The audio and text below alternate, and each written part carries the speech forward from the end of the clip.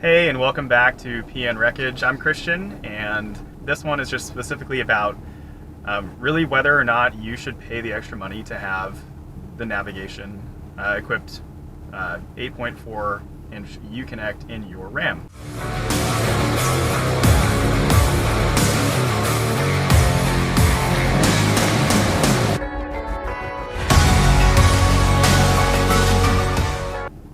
I think it's important to remember that it's not just that if you elect to have a navigation capable or navigation like an 8.4 nav is what it says on the window sticker.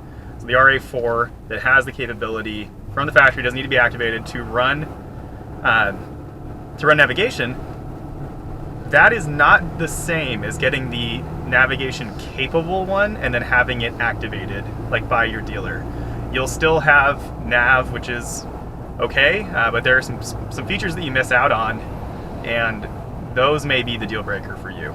So just keep in mind that there actually is a difference in the part number between the actual nav unit from the factory versus the navigation capable unit from the factory.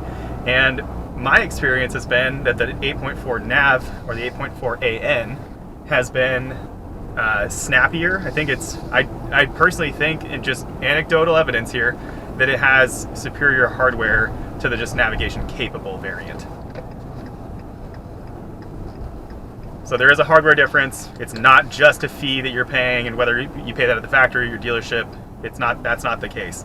So number one, do you need navigation? I do not need navigation, right? I have a cell phone.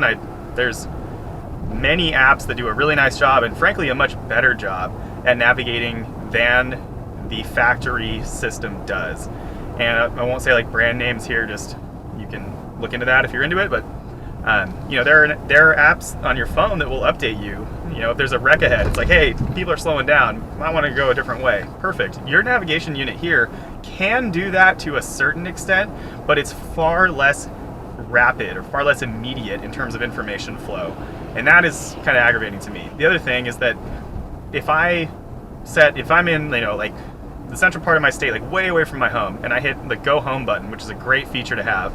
But if I hit the go home button on my nav unit here, and then I hit go home on my phone, it's going to oftentimes have a very different estimated time of arrival between the two. And typically the nav unit, like in the truck, is far more conservative in terms of how much time it's going to take you. And it kind of concerns me where it's like, all right, is this taking me like some crazy route that's like adding an hour to my time? No, it just doesn't realize that like in the real world, people don't necessarily drive the speed limit 100% of the time. Except for me, I always drive the speed limit. So here is why I elected, because this is a custom ordered truck in case you haven't seen any of my other videos. So everything is to my exact specifications, and I did get the navigation unit, or I did get the navigation option, and it shows up on my window sticker as a $745 option. I don't know that it's like a standalone thing, or that I don't think it's $700 for you to get that, because the Laramie trim level comes with the 8.4, but I do think it's an upgrade and is probably relatively comparable to whatever they're going to charge you at the dealership to activate your navigation capable 8.4A. So here's why I got it. I like to do some exploring on like logging roads and national forest roads and whatever, like places that are not generally really like well documented. This system actually has a really nice database of trails and just like the recreation areas that I end up in. I've been pretty impressed with like how thorough, like how detailed it is. The reason why I really like it is because I also enjoy doing like shooting, and there are places up there that you maybe run across them because you took a bunch of weird turns and just wanted to see what was up there, and if you didn't know how to get back, you're never going to find that place again.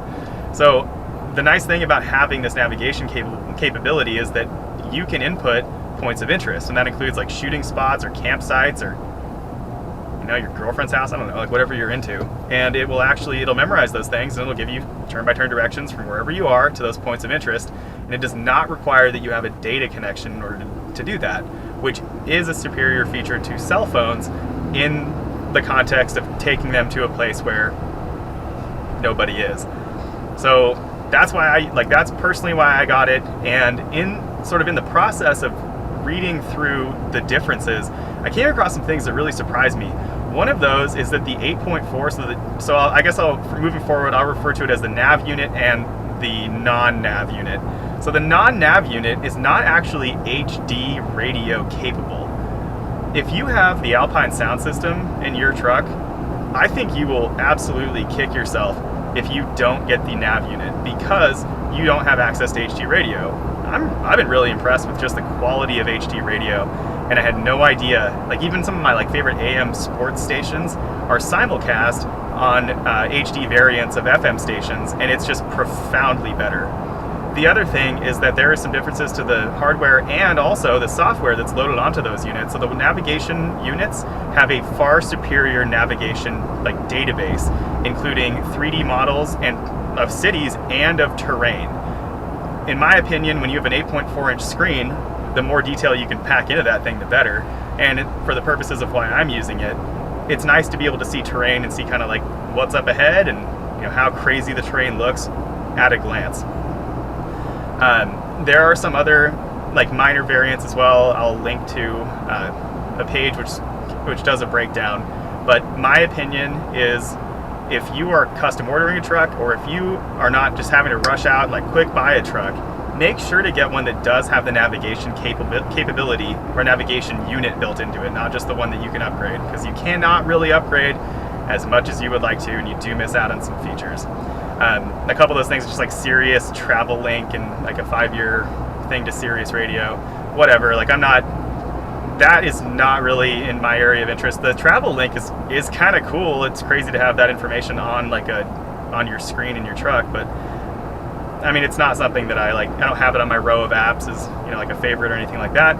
And frankly, I wouldn't really care either way if that were there. But the navigation unit, superior hardware, superior software, and some capabilities that, despite your lack of need for a navigation unit in your truck, I think you would miss out on it. I think you would miss having them if you didn't. So in the grand scheme of the multi-thousand dollars that you're going to be spending on your truck, I absolutely think that you should go for the navigation unit. If you have any questions, please let me know. Thank you for watching. You can also follow me on Instagram. My username is pnwreckage, and you can reach me on my email, which is pnwreckage@gmail.com. If you have ideas for other options you'd like me to talk about, please leave them in the comment section, and I will try to get those out as soon as I can. See you guys soon.